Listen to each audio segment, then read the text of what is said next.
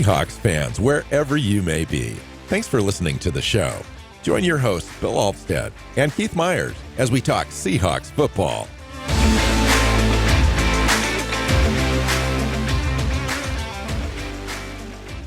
Hey, hi, Seahawks fans. Welcome back to another episode of the Seahawks Playbook podcast. I'm your host, Bill Alvstad, sitting down with co-host Keith Myers, here to talk Seahawks football. We've got a great show planned for you today. We are doing our final mock draft of the 2024 offseason as we prepare to get to the real draft next weekend, starting on Thursday night, round one.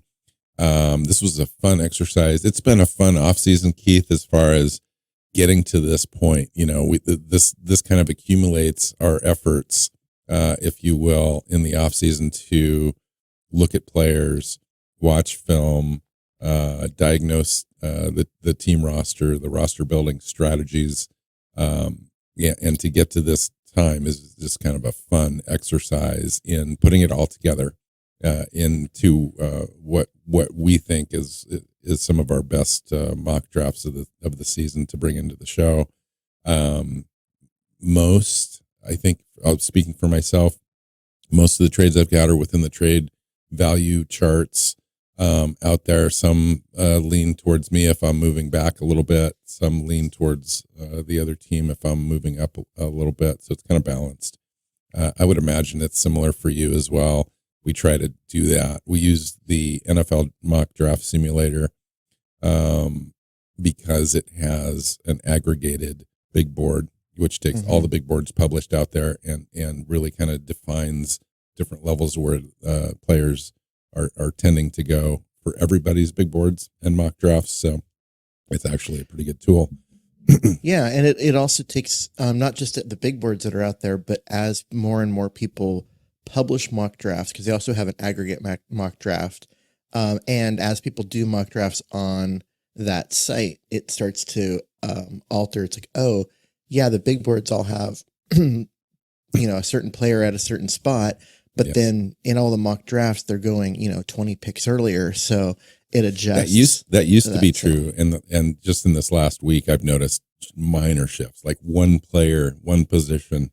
Later on, when you get in like the third, fourth round, yes, there's still a little bit of movement going on. But like in the top 20, it's like, okay, one player now seems to be available. It didn't used to be available at all. What am I going to do?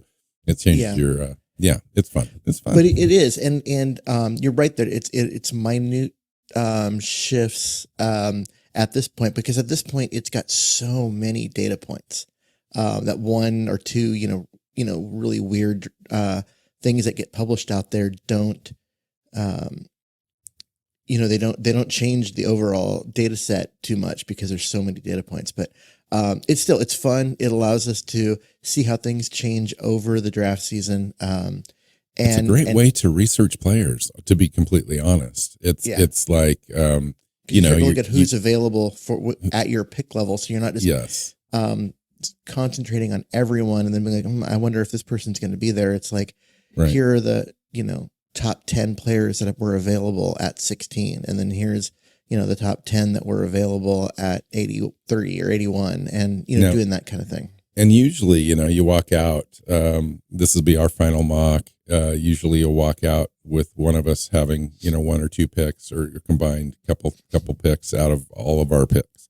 Now, the reason for that is there's 31 other teams in the NFL that are vying for these same players, and B, the teams, the way that they scout and accumulate their big board and have all the information that we don't have, such as interviews, medicals, that they have lines in the sand for, and background checks and all that kind of stuff, that the team is privy to. We just do not have access. So their big boards are going to be a little different naturally anyway. And that's kind of why we miss so much, if you're interested in that. That's why everybody misses. It's not necessarily about the individual player. It's about the position, type of player, perfect. Yeah. That kind of stuff.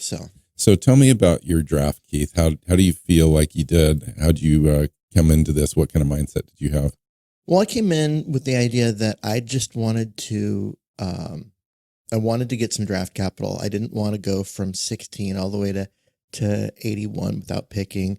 I wanted to, so I wanted to move back, do some of that, but I also wanted to keep an eye on the shelves, and I knew I wanted to get into the 50s or 60s with a pick, and I wanted to, just make sure that I wasn't just trading down for trading down's sake, and amassing a whole bunch of late round picks, because that's not the point.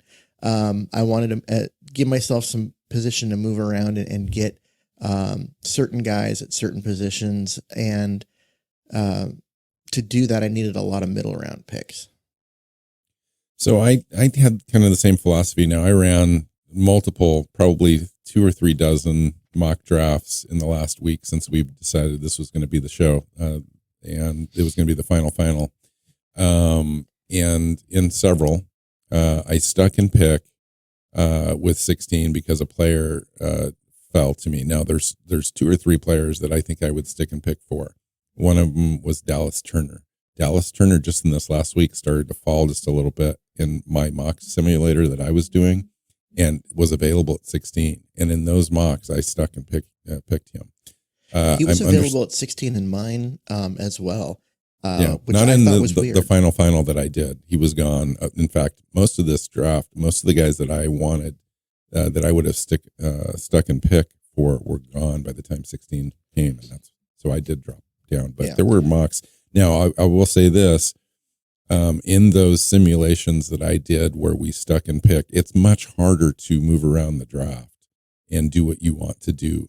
It's easier if you are okay leaving the draft with 5 players, maybe, because you can kind of move up a little bit off of 81 and combine that with a third rounder, another third or fourth rounder, and move up just a hair, like from 81 to 74 or 72 or something like that. But you really got to luck out for the player at your shelf that you want is going to be available then. And so it's just much easier, and I think more prudent, and a better result, I think, for John Schneider in this draft if he were to drop back. Now, you need trade partners for that. In my mock, obviously we did. I ended up with 4 trades to move around.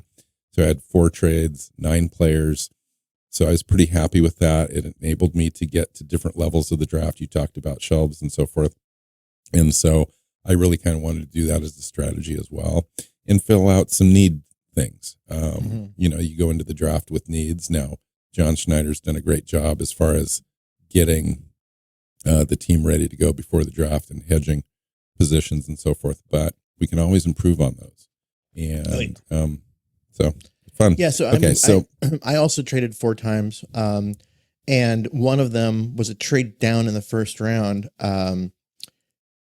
But it was also a trade up because I moved from 17 to 22. But in doing that, I moved from 96 up to 50.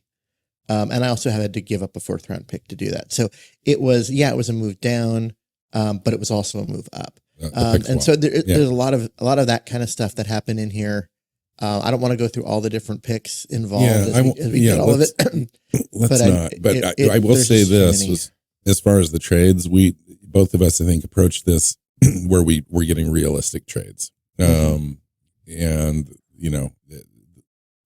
the NFL mock draft simulator does a pretty good job in, as long as you pre-select the standard selections and so forth before you start your mock, it gives you pretty good parameters where you need to be, and we align with those. Okay, so I ended up with the first pick overall in our combined mocks at 25, and I traded back twice to get that, picked up some picks in doing so, and I'll cover those later on in the show. So when I did my mock, the players that I was thinking about sticking and picking for were gone. Jared Verse was gone. Choi Fontenot was gone. Dallas Turner was gone. And so I went ahead and traded back because Quinion Mitchell was still there. Newton was still there.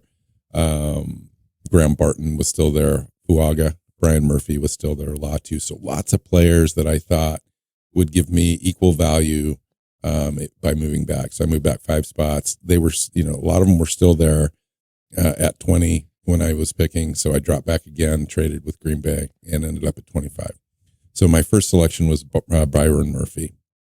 And when I selected Byron Murphy, Latu was still there, Cooper DeJean, Chop Robinson. But I thought out of those players, he was the best player. He was the best player on my board, highest ranked player, gave the team the opportunity to really improve at defensive tackle, nose tackle. He's a little lighter. He's a little undersized. So at 6 foot, 297, wasn't quite as long as I think I would ideally like to have, but he's a difference maker player in this draft. I still think he's got a first round grade, and get him at 25, I think is great. He's super disruptive, super athletic. He's on, Don Feldman's freak list as far as just his combined athleticism, and it shows up on tape. And that's the thing. It's like you can have all the measurables in the world, but what's the film look like? And this guy shows up, pops all the time, very disruptive, had massive hurries, quarterback hurries, a few, sacks, had 6 sacks on the season, 40 total pressures, in 13 games. So that's an impact player. And so I was really happy with that pick for my first pick. And it set up the rest of the draft for me too, having that defensive tackle. Now, I'll be looking for offensive linemen and so forth later on in the draft, but I got that really good cornerstone piece I wanted to get out of the first round. So in my draft, Jacksonville, which currently has the 17th pick, moved up to 16 just to get Byron Murphy. They traded with me and offered me a pick later so that I wouldn't take Byron Murphy. And then I moved down twice after that from 17 and with Philly, and then eventually with who did I end up trading with? Arizona, pick 27. So I dropped down quite a bit from 16 to 27, but I got a lot of stuff there. And this was not my plan coming into the draft, but for some reason the player was there, so I selected Michael Penix Jr., quarterback out of Washington, as my first round pick. And if this whole situation happens where you can move down 3 times and still get Penix at the end of round 1, where you get that 5th-year option, oh my God, you got to do that, right? Like just especially if you view him as a franchise guy, absolutely. Which I do. I mean, I've been looking at a lot of stuff recently, and there's a lot of talk about how, as a pure thrower, he's the second best quarterback in the draft. Yeah, he's a little older. Yeah, that knee is scary as far as like his health and all of that. But he played 2 years without any issues. Yeah, the last 2 seasons. And so there's a lot of like concern about that, that. And at some point, you just have to be like, let's roll the dice and see if he's as good as I think he is. I don't care about the knee. Let's get him out there and let's go win some football games. And if the knee comes back and shortens his career, so be it. We're going to get, 8 good years out of an elite quarterback, and that's worth it. So by the time we got down to 27, how could I not pick up Penix? Wow. Well, I didn't. He was still available on my board at that range. But you know what I did? So the draft went along. I paused this draft because there were a couple of players I was really looking at in the 40s. And there were Zach Frazier was there. Braden Fisk was there to defensive tackle. Darius Robinson, who I think is a fringy first round talent, was there. You know who else was there, Keith? Michael Penix Jr. So I traded in the 40s. Traded pick 81, pick 88 that I picked up earlier, and 4th round pick 102 to move up to pick number 44, and selected Michael Penix Jr., quarterback out of Washington, at pick 44. Now, I will say this. I don't know if any chance that that's going to be. I don't know if this is going to be realistic, but in the quite a few different mock simulations that I run, he's there along with Bo Nix. They're kind of there. They're hanging around in that area in my mocks. Bo Nix went 47 in mine. So and Bo Nix went 47 in mine to New York as well. Yep. So Yeah. So Penix was there. I traded up. I went and got my quarterback because I'm like you, Keith. It's like at some point Seattle needs to be able to do this, and you can always say, well, next year's class is going to be great. Well, Seattle's picking at 16. I was able to leverage some draft capital to accumulate more picks that allowed me to move up to 44. If I didn't make that drop back first, you don't have enough draft capital to move up that far. You really don't, unless you're pulling a future first or a future second to add to the pile. And you really trying to avoid that if you can. Yeah. And so to be able to drop back and then move back up to get the player I was really wanting was really cool. So I left right there. I'm like, that's my draft. Okay, I got Byron Murphy. I got Michael Penix. I'm good. Anything else that comes after that, I'm just going to allow the draft to kind of come to me a little bit, and it'll work out. Yeah, so that's phenomenal. I don't see him being there in the 40s. I don't see him getting out of the first round. I really don't. Part of me thinks someone is going to pull the trigger on him, like Denver at 12. And so that's why I took him at 27. I would be fine. I would be fine if Seattle moved up to the first pick in the second round. I think that's where his floor is, to be completely honest. Yeah. Is like, I don't see him getting past pick 33 because somebody on day 2 is going to go, we're going to get Michael Penix. And you know what I mean? And so he fell all the way out of the first round. And then now you've got, 21 hours between the end of round 1 and the start of round 2 for teams to start trying to figure out what can we do? How can we negotiate? What players can we include, to sweeten the pot in order to get up to that spot to get him. I would agree. Players like Keon Coleman and Chris Braswell and Marshawn Nealand, Kamari Lassiter, the cornerback, Sinistrell, the corner from Michigan, a couple of tackles went prior, before Penix, and I just don't see that. I agree with you. I think it's unrealistic. I'm just saying, in my mock simulator, it was there. That's the move I made. I think it was a good pick because you got to play the hand that's dealt you. But I think that's his floor is 33. I really do. I think that, and you said it with Denver at 12 or 13. That could be where he goes in this draft, unless somebody just moves up before them, like with Chicago at 9. I think he could be in that range as well, which means another player falls in Seattle's range at 16 as well. So, yep. Anywho, so the next pick I've got is 50. Okay, and good. With the 50th overall pick, I kind of went need with Junior Colston, linebacker out of Michigan. I think he's the best true interior linebacker, like off the ball, off the line of scrimmage linebacker for this 3-4 defense. And, the guy can run, he can cover, he's, good at coming up and making plays in the run. He's just, he's the best interior linebacker in the draft. And at 50, there were a lot of other players there that I thought about, but it's a need for Seattle, and I felt like it was value at the same time, so I went ahead and pulled the trigger on it.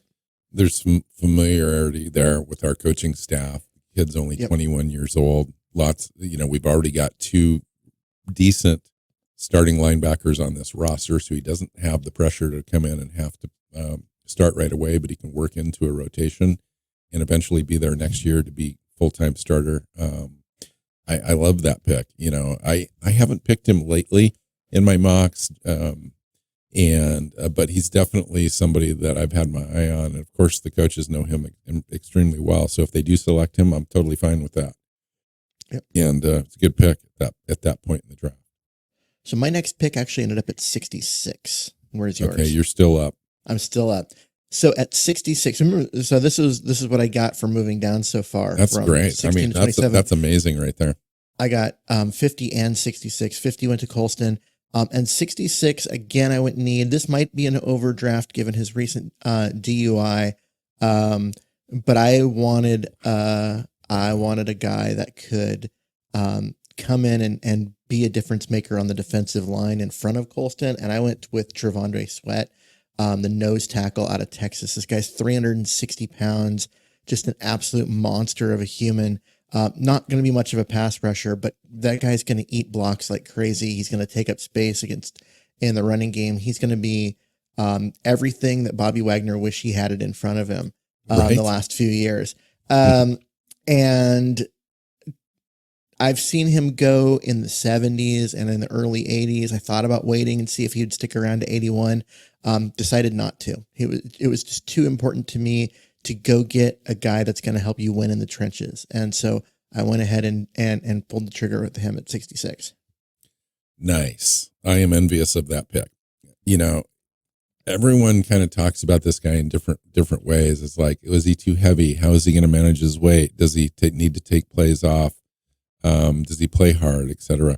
You know, this guy's a fifth-year senior, had 462 snaps last year, 25 tackles, 13 assists, 25 stops. It's a pass rusher. He had 28 pressures, 23 quarterback hurries, a bunch of hits, and a couple of sacks.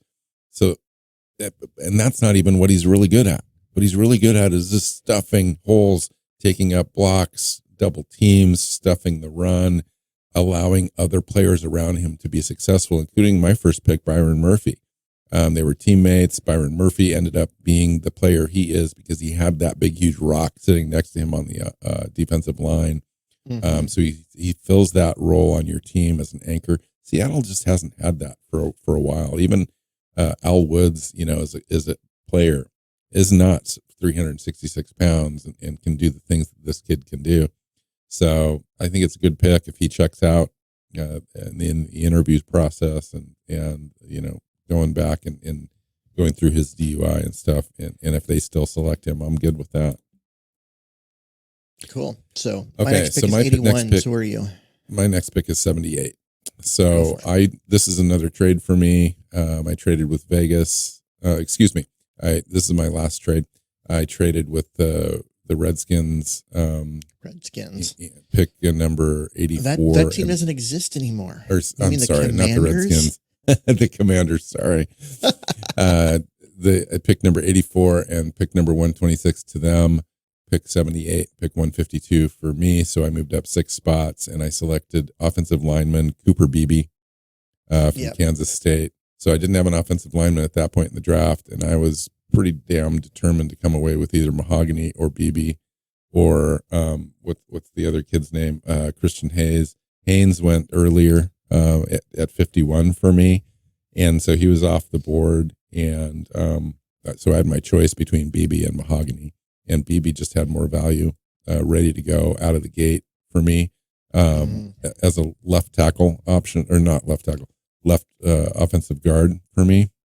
And so I thought long term, that's kind of where our need was, especially if we're seemingly good on the right side.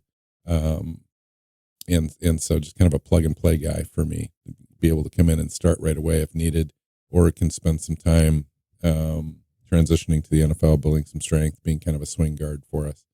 And at that point in the draft, I thought that was my best value on the board. And he was there at 78, and I was like, I'm going to trade up and get the guy I really want.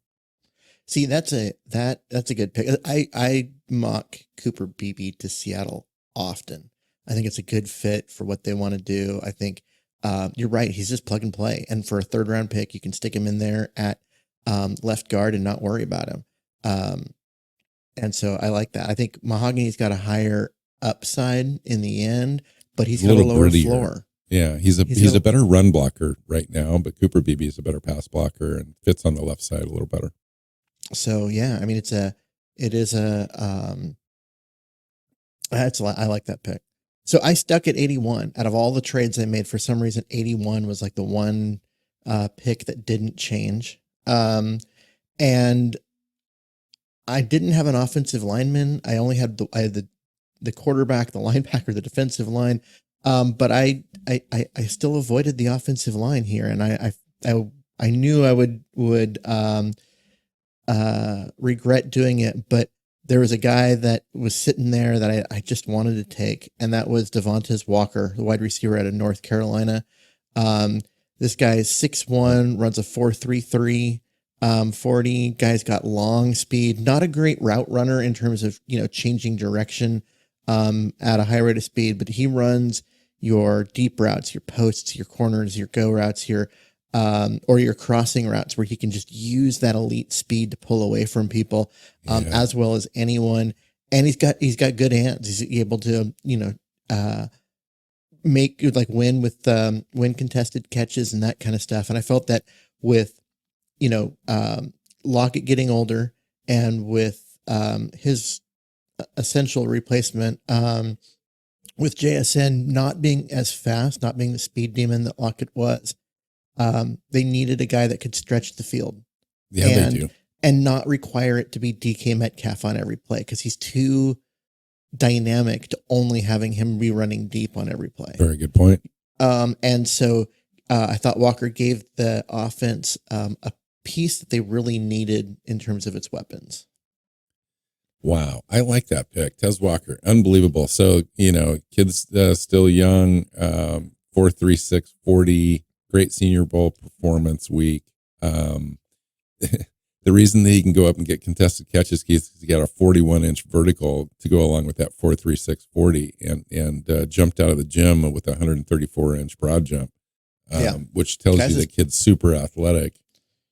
Yep. And love that. I mean, really, just a natural playmaker, run after the catch guy, stretch the field, perfect complement to the team now in that fifth spot this year, with the ability to be one of your top two receivers after a couple of years in the system. So love that pick. Really, it's a good value. He went. So my next pick was 102. Yeah, he went number 60 overall in my draft that I did. Wow, for him to be sitting there at 81, that's okay. I was expecting him to go. He was one of the guys I thought about in terms of instead of Devondre Sweat at 66. Wow. So for him to drop that far, I felt pretty good about. So for me now, I'm allowing the draft to kind of come to me. My next pick is at 118. So I've got 102 and 104 before that. Okay, so you go ahead. Yeah. So at 102, I finally got my offensive lineman, but it was not any of the guys that you and I have talked about up till this point. I was trying to find some guys for us to talk about in this draft that we hadn't talked about yet, rather than mocking the same guys. And I actually, at 102, got my offensive lineman, but I didn't go interior. I went offensive tackle with Blake Fisher out of Notre Dame. And he's a guy that I think can move inside and be your guard, left guard if you need him to be. He can play either side, right or left. He doesn't have quite the foot speed to be an elite left tackle, but I think he can do well on the right side. And I think that, as a guard for this first year, he'll be great.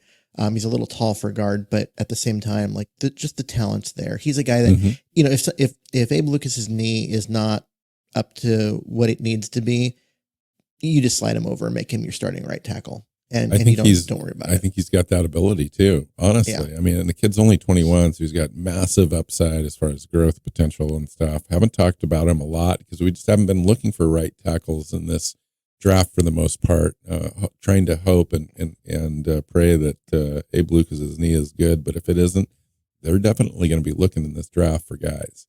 Yeah. And if they miss out on the first round or second round, because there's a lot of them there, starting potential guys, you can pick up a guy like this in the beginning of the third round, fourth round, border-ish, that could come in and help you right away. So I like that pick.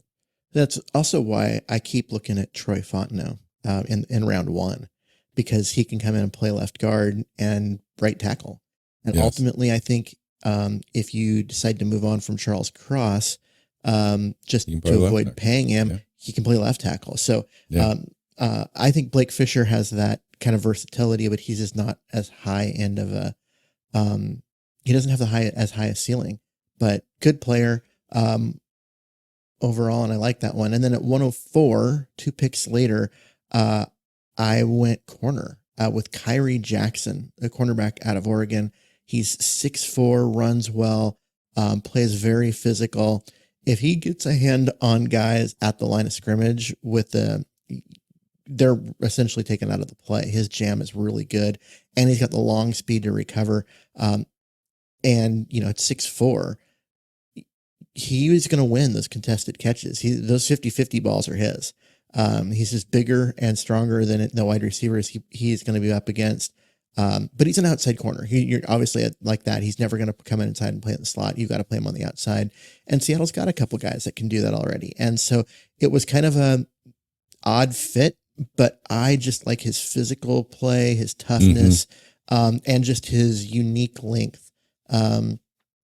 He's not as heavy as Brandon Browner, but he's kind of a Brandon Browner type guy where he's just really big and strong and for that position. And I don't know. I like guys like that. I think the coaching staff would love a player like that, a guy that, had is as good as a physical corner in this draft as there is, as far as being able to tackle. He's got great technique, comes up and stops the run really well. He can get in and he's got his share of pass breakups, interceptions. He can play the ball really well. He was got a 41.6 target rate, I think. When quarterbacks target him, 6 pressures and a couple sacks show his ability to get after the quarterback in blitzing situations, which the team has already said that they were looking for players that can do that. So I like that. Love that pick, really. My next pick was at 118. Again, I'm at the point in my draft where I'm just kind of allowing, I've got Byron Murphy, Penix, and Beebe now taken care of. Now I'm just allowing the draft. And I really love the way the draft fell for me after this point. It's like everything just kind of lined up and I was able to just stick and pick with these selections. So I had pick 118 and 119 back to back. Nice. So my 118 pick was Jeremiah Trotter, the linebacker out of Clemson. And he's the best coverage linebacker in the draft. He's still got good size. He's only 6'2", 228, but he can improve upon that a little bit. They drafted him for his athletic ability and his age. He's only 21. He's going to be able to sit behind a couple of guys in the system. Jerome Baker is probably the guy that he's looking to replace after this season. So more of a kind of a will linebacker, still an off the ball guy. But really, they like him because of the ability to cover wide receivers and so forth. So that's the pick there for me. And then at pick 119, one of my favorite players in the draft, tight end Ben Sinnott from Kansas State. I thought in that range, if you take a look at, what am I talking about? The kid from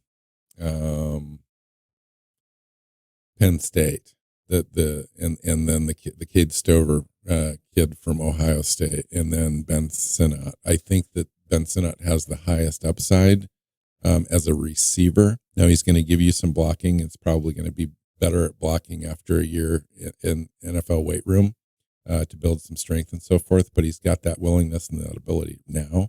But he gives you the upside, I think, over those other receivers as far as his ability to catch the ball, red zone kind of guy, integrate in your offense as being both in line and outside to threaten linebackers and safeties. And so I thought that was a great value at that point.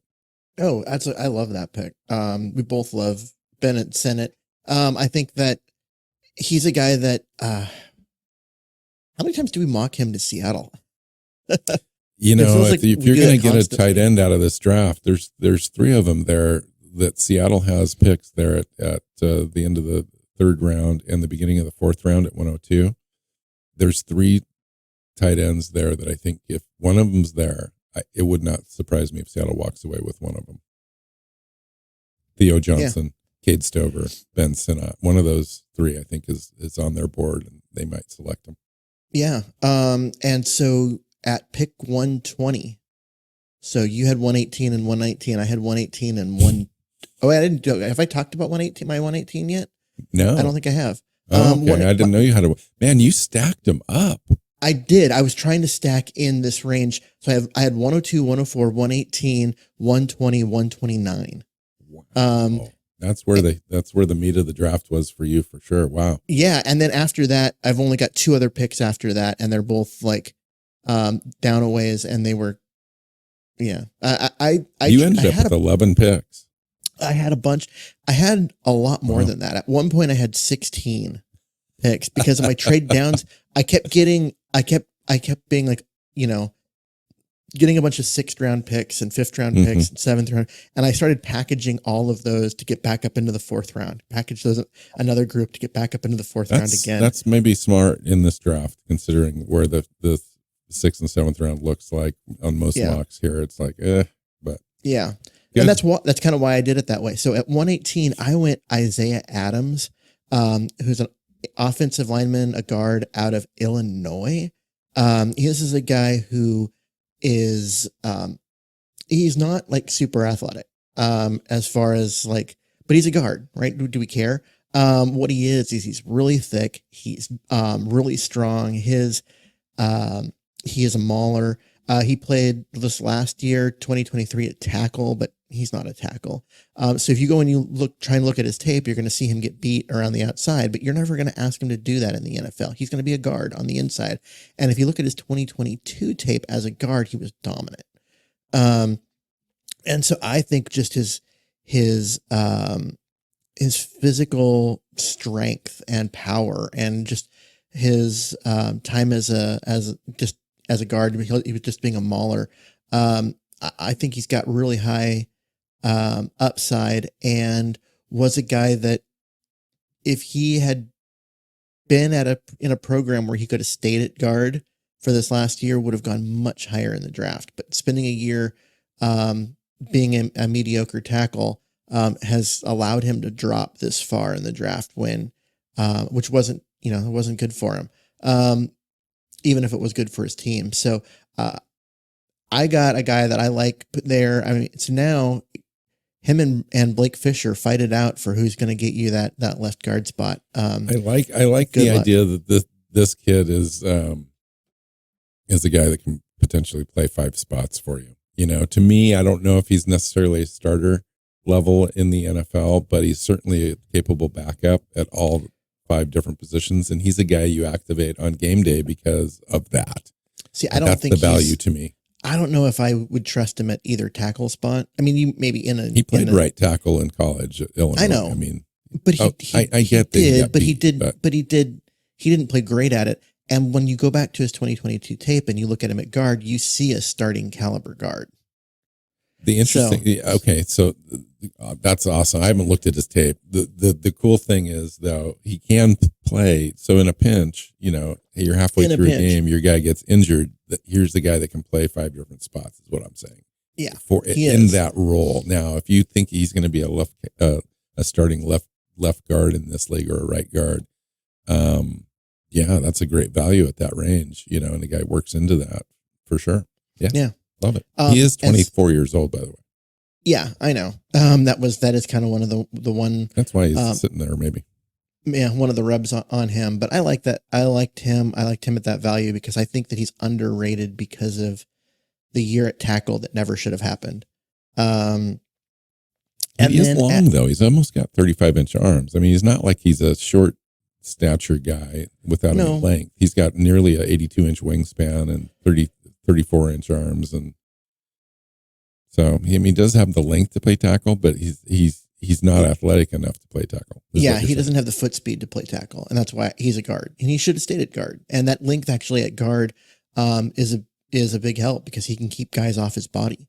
Okay, so at 120, 2 picks later, I got a guy that you already talked about, and as an option for Seattle, I went with Theo Johnson, the tight end out of Penn State, mainly because Ben Sinnott had gone earlier, and he was the guy that I was kind of looking at.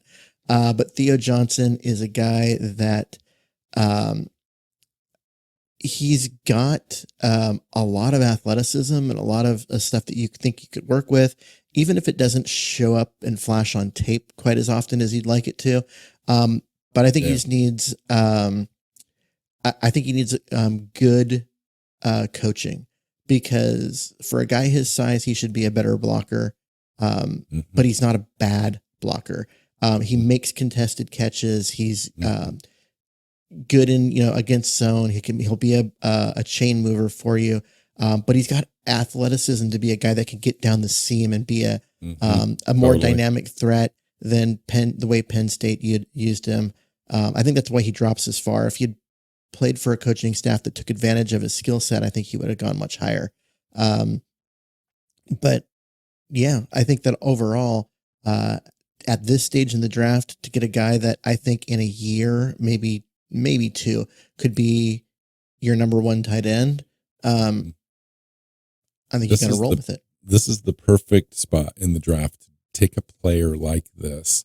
23 years old, Senior Bowl experience. Jim Nagy really loved him. Guy's 6'6", 259 pounds, but ran a 4.57 40. Yep. And a 40-inch vertical and a 125-inch broad jump. Had the 4.19 short shuttle and the 10-yard splitter 1.55. Kid's explosive, right? Kid's explosive and super athletic, but also that has the size at 260 and 6'6". Is, if you can teach him to block a little bit in line, that's the upside there for him. But his real role in the NFL is going to be Noah Fant on steroids. I mean, the guy's got speed like Noah Fant has, but is also exhibited he's bigger. The ability to be more athletic. Yeah, he's bigger and more athletic than Noah Fant. But because he has that size, like I think that if he's willing and puts in the work, he can become a really good blocker because he's like 260. Fant's 245. That 15 pounds is a big difference, and the 2 inches is a big difference. So, yeah, I see serious upside. Now this could be ended up, except for the top tight end in the draft, this could end up being the second best tight end out of this draft class. Yep. And that's the upside you take at that point in the draft. I mean, that's why you take guys like that. So my next pick was at 152.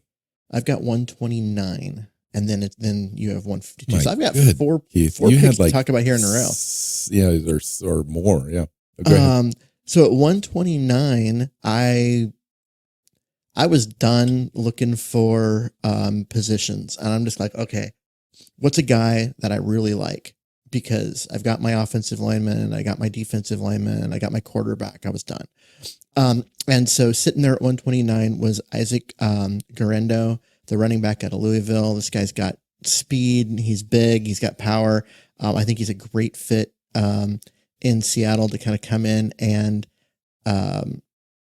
be that third running back, maybe be the second running back. We'll see if he can push one of the other guys. And the Seahawks need, I think, another running back. You've got the top two, and then you've got someone who you know nothing about because he didn't play last year and was a 7th round pick anyway. And that's it. And so having another guy that you can come in and count on to be a special teamer, be ready to play at times, if there's injury, and have some massive upside, I think you got to do it when they're there. And 129 is a great place to get a running back, not the second round like the Seahawks have done the last couple of years. So I love that pick. He's a great example of a middle round running back that can help you right away. I went through the same process with my pick at 152, and both Will Shipley and Guerendo were on the board at the same time. At one, and you had mocked Will Shipley earlier in an earlier mock that we did, and so I really kind of looked at him with that eye. Now Guerendo has upside like nobody's business as far as athletic. He's ran a 4.33 40 and had a 41.5-inch vertical with a 129 broad, which shows his explosiveness in his legs, and can break away for you. But his resume, his actual production on the field wasn't as good as Will Shipley. And when I looked at Will Shipley, he's also got that speed at 4.39, 21 years old, has the almost the same vertical, the 38.5 and the 3-cone at 6.81, which is elite. But he's got the experience of receiving the ball out of the backfield a lot more than Guerendo does. And I was like, at 152, I can still get a player that's going to replace DJ Dallas. And the reason that I say he's going to replace DJ Dallas, I think he's got higher upside than DJ. DJ never could touch that speed that Will Shipley has, and Will Shipley has a ton of experience returning kicks in college at Clemson. So that's the reason I chose Shipley over Garendo, and I think he's going to end up he's just more of a sure thing. Like Garendo has the higher ceiling, but Will Shipley's kind of the better player right now. I love that pick. And well, I also, as you said, mocked him to Seattle earlier. I would love to see Will Shipley in Seattle. I think either of those two guys in the fourth round would be just a phenomenal get for Seattle, given what they've got currently going on at running back. In the end, I went with Garendo in part because of that, the extra gear of speed, because basically he gives you what Walker gives you. And so if Walker gets hurt, he's more just slide in. You don't have to change what you do in any way. And he's 221 pounds. I mean, we're not talking about a lightweight 185 pound running back that's a change of pace guy. This guy's a grinder and also a speed guy. I mean, it's a great pick. And the truth is that both of them are, and Shipley also offers you more receiving and more blitz pickup experience. And so in a way, he's much more refined. Yes. And true. Yes. And the difference in ceiling isn't that great. I like that pick. You did well. So thank you. My next pick is 167. Where's yours? Go ahead. Mine's at 179. Okay. I've also got 179. So at 167, again, just seeing what's there and taking the best player. I doubled up at linebacker, and went with a guy that early in this process I liked a lot, and then I kind of liked him less the more I studied. But at 167, it seemed like the value to go with Tommy Eichenberg, linebacker out of Ohio State. He isn't the fluid athlete that's going to be great in coverage the way I think the Seahawks want. He's more of a guy that is really good against the run, and then will probably come off the field when you go into the nickel. He's very an old school linebacker in that form, but he's a really good tackler, plays smart, hits hard, does a lot of those things right. So I don't know. I like I said, I liked him early, and then because of some of the coverage things, I thought maybe the Seahawks wouldn't like him, but I was also expecting him to go about 50 picks earlier. So him sitting there at 167, I couldn't say no any longer, and I just went ahead and picked him up.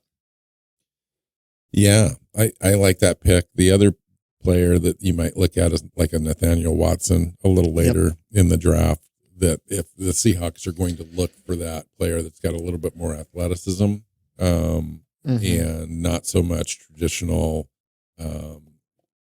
fill gaps and tackle guys at the line of scrimmage. I mean, that's really where your guys Eichenberg is at. Wallace is a little bit more of or not Trevon Wallace. That'd be another one too to look at in that range. But Nathaniel Watson is a guy that's going to be better in coverage and all that kind of stuff. And maybe they're looking for a guy like that too. My pick at 179 was another player that you had mocked earlier in our mock draft season, in Luke McCaffrey, the wide receiver. Had a great Senior Bowl performance. Has got decent speed at 4.46. Obviously, the bloodlines is Christian dad, McCaffrey's nephew, Ed McCaffrey. Dad? Yeah, his dad was Ed McCaffrey. Played for the Broncos, and then Christian McCaffrey is his brother. Had a elite shuttle at 4.02, which shows you, his ability to play in the slot and the shiftiness and so forth. So contested catch, high IQ player at this point in the draft, Keith, at 179. I mean, come on, you're looking for guys that can fill special teams roles and back end of the roster kind of wide receiver stuff.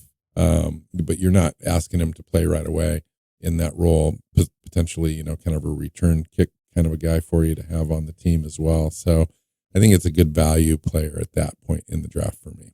And then my next pick was 192. My next pick is my last one at 179, which is where we're just at. But with McCaffrey, I like him. I think that he's got good short area quickness. He's going to get open for you. Yes. On third down. He's kind of that third down receiver that's going to come in, get you that 6 or 7 yard reception for a first down because he can get separation because he's so quick, but he doesn't have any long speed. And so he's kind of limited in his role as far as that. But you need guys that will help, that will get open early in routes, that when the other team's bringing 8 guys and you've got 5 blockers, that you need to be able to get the ball out of your quarterback's hands and to someone. And McCaffrey's that guy. Yeah. And knows how to run routes, gets in and out of breaks really well. Really well. A good, smart football player. He's a good football player, and at that point in the draft, I mean, shoot, take a flyer. So for my last pick in the draft, I went, it's 179. So there's a lot of draft after this before this draft ends, but you traded out a lot of punch in trading back your original pick, and you were able to move around at all the different levels so far in the draft, which is really remarkable. Well, and I liked that group in the fourth round, late third and the fourth round. That's to me where I consider the meat of this draft. It's where the most value is. Great, and so I packed in a lot of picks in there, and it's easy to move around. You don't have to give up a lot to kind of move 20 spots ahead or behind. So yeah. Yep. So I completely traded out of the later rounds of this draft because I don't like the players in the later rounds of this draft. I don't think that there aren't the guys that I would normally like. I think it's rounds 6 and 7 in this year are worse than most years. And so I traded out of them completely. This is my last pick, and I went with a safety in Bo Braid, out of Maryland. A guy that, he's 6 foot, 203, so he's not big or he's not overly fast, but he kind of does a lot of everything. He's got a lot of versatility. He can play split safety. He can come up in the box. He's a decent tackler. He's a guy that's going to, be a special teams guy. And a guy that can be nice to have on a roster because he can fill either spot if somebody gets hurt. And so he can come in and be your backup at both safeties. And be a tremendous special teams guy. So, that is that's where I went with there. This was more of a fill out the roster kind of pick, and a player that was there and a position I hadn't drafted. But overall, this was the fact that this is where I was going with this pick was why I decided not to draft after, because I'm like, I mean, this is kind of where the talent really drops off. I like him because he fills gaps really well. He's a physical player. He comes up and he shows that versatility, and he's got good, smart instincts. I mock him occasionally in that range on my mocks as well as a safety if I haven't had one on my roster. Okay, so I ended up with 2 picks remaining, and one of those picks was at 192. And I kind of went in the direction that you went in with Isaac Adams. And I chose the guy in Matt Goncalves, the guy that Seattle brought in on one of their 30 visits. He's an offensive tackle at Pittsburgh, but he's going to move inside, I think, in the NFL. He's 6'6", 327 pounds, 33 and a quarter inch arms, which is just right on the border as far as being long enough to play tackle in the NFL. I think he moves inside. There's a lot of talk about him moving inside as well. And I kind of tend to listen to that chatter, but good, nice guy, team captain, really good, powerful guy already. Kind of the built-in power, good mover on his feet. At that point in the draft, I think part of his shortcomings at tackle in the college ranks, as he moves inside, he'll be a better player. Overall in the NFL, gives him a little bit more opportunity to be successful. So I see him as a project, a guy that you may end up on the roster for you, or he may end up on your practice squad, but he's a guy you can develop over the next couple of seasons and see what you have. Yeah. And then for my last pick, my native 7th round pick at 235, I chose an upside player with some athleticism that could be a special teams guy that the team and coaching staff is familiar with. That would be edge rusher Braden McGregor, the defensive end edge out of Michigan, 6'5", 257 pounds, 33 and an eighth inch arms with a almost 81 inch wingspan. So he's got the length that you're looking for as an edge player and the prototypical size. And then when you add the idea that he really played pretty decent. I mean, 19 tackles, 5 assists, 19 stops, 27 pressures, 17 hurries, 5 sacks, 5 hits for Michigan, national champion Michigan. So he's got that kind of pedigree and just nice, long, athletic upside guy at the back end of your roster that you can develop, which Seattle, kind of lacks in that area. We lack developmental kind of prospects on the back end of our roster at the edge area. We've got Levi Bell, we've got Joshua Jogu, and then that's it. Darrell Taylor's likely a short-term situation, and then we've got a potential draft pick. He's my only edge player that I chose in my mock, and so it was nice to at least add a player prior to priority free agency, where I'm getting undrafted guys to come in to camp. He was the guy that was sitting there, best player. I did not draft an edge player in this, as I'm going back through and looking. Quarterback, linebacker, defensive line, wide receiver, pair of offensive linemen, cornerback, tight end, running back, a second linebacker, and a safety. I did not go. We're sitting edge. okay at edge. We're sitting okay at edge. Yeah, if they felt like they needed positions that you just keep adding bodies. I agree. I'm fully happy with the idea if you never have enough pass rushers. I agree. So grade your own draft. How did you do? What did you do? Why did you do it? What would you do differently if you could? Honestly, I love this draft. I got my quarterback of the future, and I didn't have to sacrifice my entire draft to do it and get like 2 players, because I got Penix, and then I got Colston and Sweat and Walker, which are all guys that I think come in and contribute right away. And then I got some guys that I think we can develop into good players, in Fisher and Jackson at corner and Theo Johnson at tight end. And Guerrero at running back. Like I think I've got this is going to fill out the roster really well. And I got my quarterback of the future. And anytime you can do that, I think you just jump up and down and crack open the champagne. So I love this draft.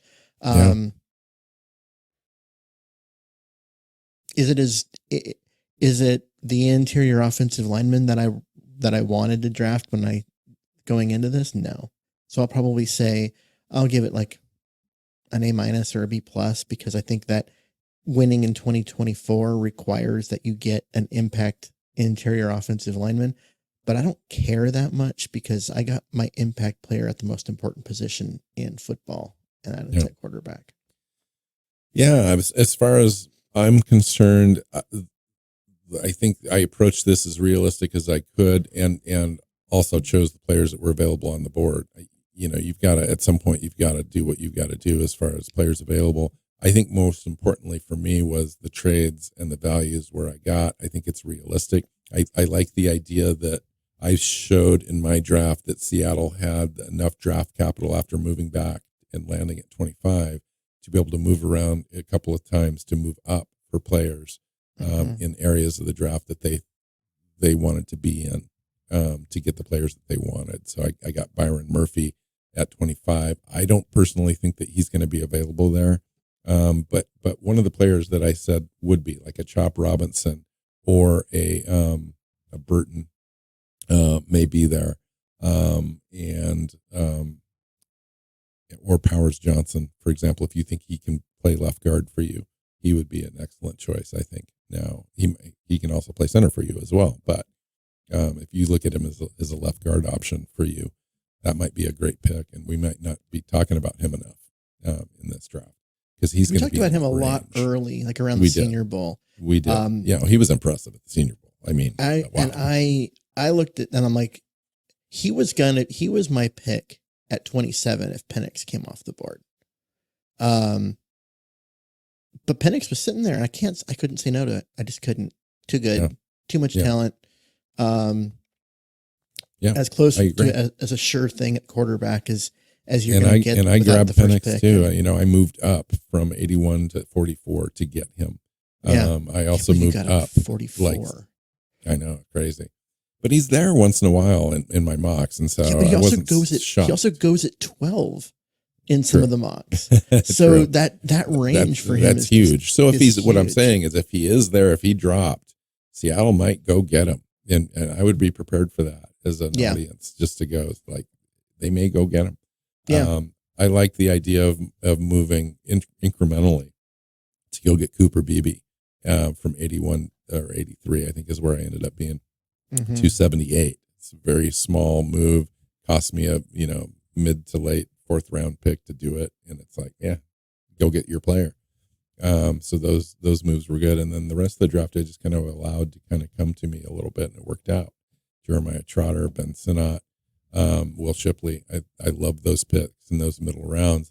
I think and your picks as well show that 4th round area in this draft seems to be a good, nice, sweet spot.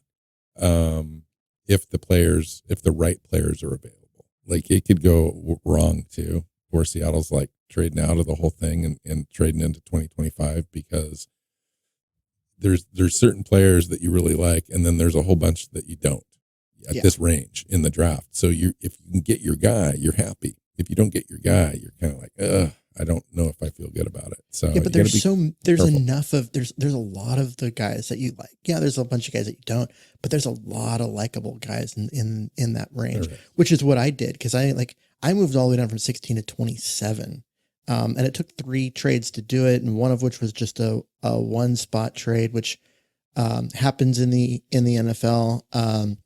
But that trade there gave me what I needed to move. To move up to get to 66 and that kind of stuff. So, but I ended up at 102, 104, 118, 120, 129.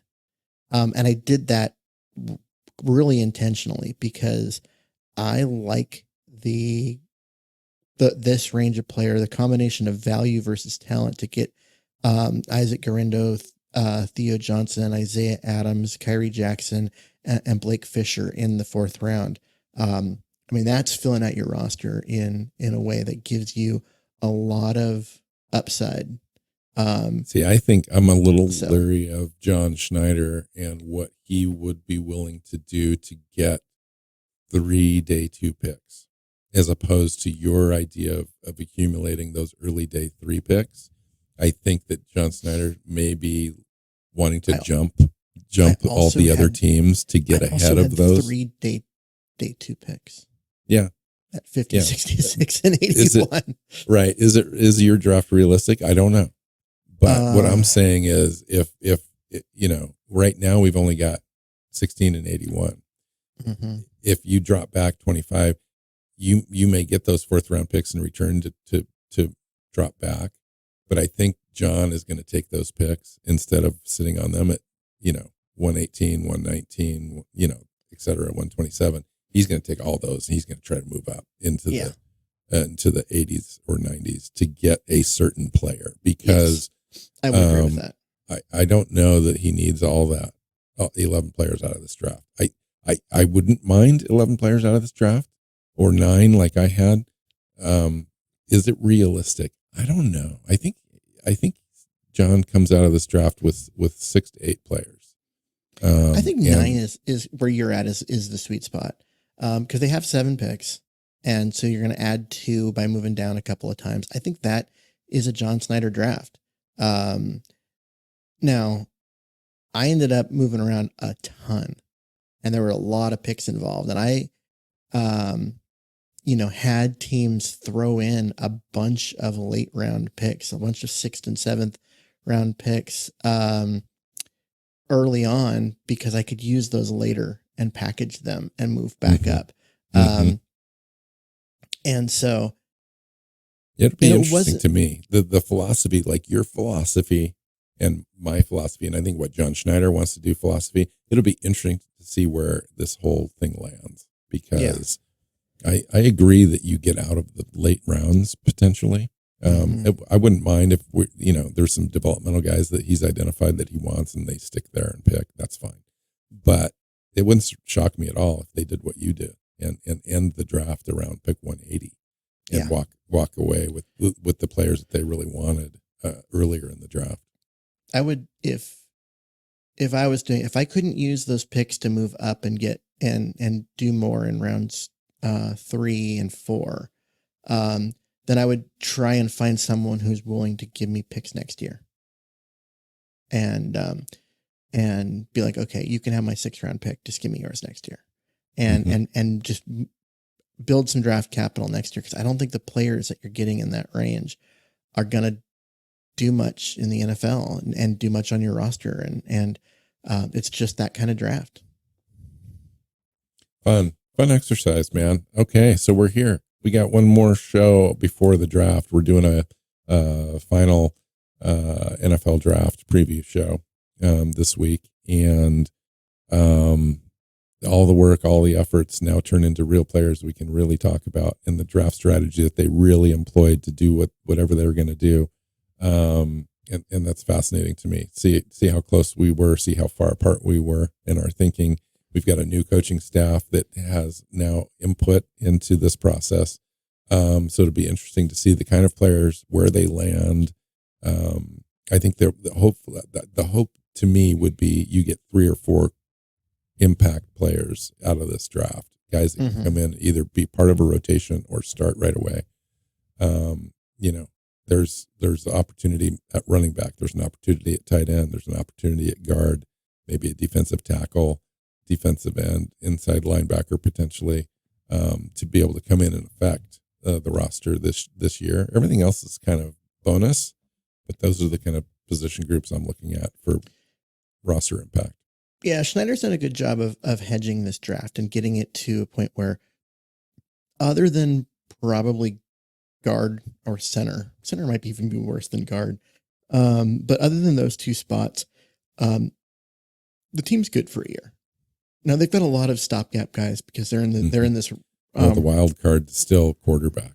And we haven't talked. I don't even know if we've talked about it enough, really, honestly. I mean, Geno Smith or Sam Howell, those guys aren't it. I mean, Sam maybe, but you don't know. Geno's older and he's not going to be here past next year, probably. He's not. He's certainly not going to get better at his age. So you know what he is. He's a slightly. And if you've got a chance at 16 to move up to 10 or 11 in this draft to get your guy, maybe it is Michael Penix, and you view him as a franchise guy. It's not going to take a lot of draft capital to move from 16 to 10 or 11 or up to the Bears at 9. Yeah, the 9th pick, or with the Las Vegas Raiders at 12 or 13. To go get him. They're at 13. Go get him. And then 12 is Denver. The Raiders. So you might have to jump 13. Denver. You might have to jump Denver for Michael Penix. When you've got Minnesota at 11 as well. And so I look at those 3 spots, 11, 12, 13, all teams looking for quarterback. And so if you want your guy, you're going to have to get to 10 with the Jets or 9 with the Bears. Yeah. If one of those guys drops, especially because, if let's say one of the teams at the top does something crazy, like the Patriots decide to take Penix, and that leaves, New York taking Jaden Daniels.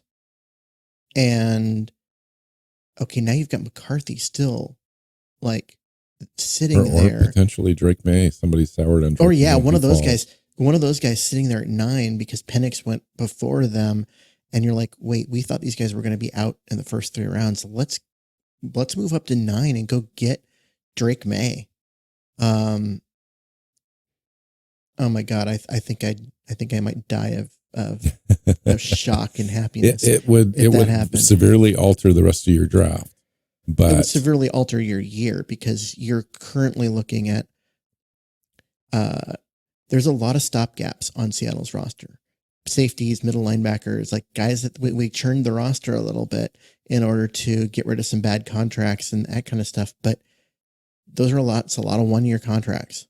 And so you're looking to get long-term solutions in this draft. But if you move up to 9 to go get a Drake May, you're not going to get those guys that will fill in your roster and be those unless you answers. leverage your future or you trade a player.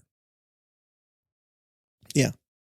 And it's possible. It's possible to move up to 9 and give away a future 2nd round draft pick and a 3rd round draft pick in this draft, and still be able to move around the draft a little bit on the back end. But you're not going to probably have another day 2 pick. You're probably going to end up accumulating some day 3 options. But that's it. Unless and you luck out. Unless you can convince players. a team to that misses out on the quarterbacks. Let's say Minnesota that ends up feeling like they missed out because Seattle jumped them, and you go, well, give us a 3rd round pick for Geno and enjoy and see if they'll do something like that. But maybe. Yeah. Interesting. All right. Fun. Let's get out of here. Thanks for sticking with us, everyone. We really appreciate you, especially this off season. It's been a long off season to get ready for this week, and lots of information, lots of research, lots of work to do that. Thank you, Keith, for all the good content and the shows and the effort you put in. Really appreciate you and this process. Been fun. So find Keith on Twitter at Myers NFL. You can find me at NWC Hawk. The show is Seahawks Playbook Podcast. Find us on your favorite podcast platforms and our YouTube channel. And we'll see you next time. Go Hawks. Go Hawks. Seahawks Playbook Podcast listeners, thanks for joining us for another edition of the show. You can find us on Twitter. Bill is at NWC Hawk. Keith is at Myers NFL. And the show is at Hawks Playbook. You can listen and subscribe to the show at SeahawksPlaybook.com.